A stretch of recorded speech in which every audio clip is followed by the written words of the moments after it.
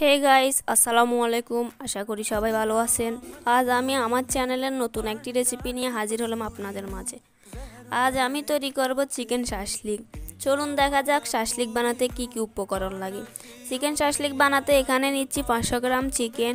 চিকেনটাকে কিউব করে কেটে নিয়েছি। চিকেনটাকে ম্যারিনেট করে নেব। ম্যারিনেট করার জন্য এখানে নিয়ে নেব 1 টেবিল চামচ আদা বাটা, 1 টেবিল চামচ রসুন বাটা, 1 টেবিল চামচ মরিচের গুঁড়া, 1 টেবিল চামচ ভাজা মশলা, পরিমাণ মতো লবণ, টমেটো সস দিয়ে ভালোভাবে মশলাগুলোকে একসাথে মেখে নিচ্ছি।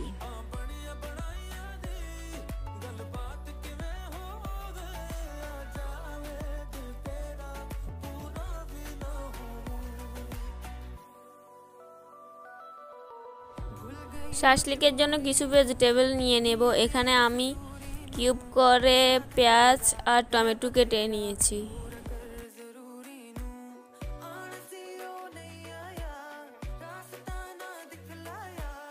এবার শাসলিকটি সাজানোর পালা। যে যার মতো করে শাসলিকটি সাজিয়ে নেবেন।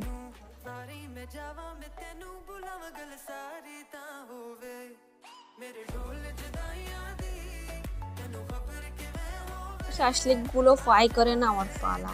2 টেবিল চামচ তেল দিয়ে শাসলিকগুলো ভেজে নেব।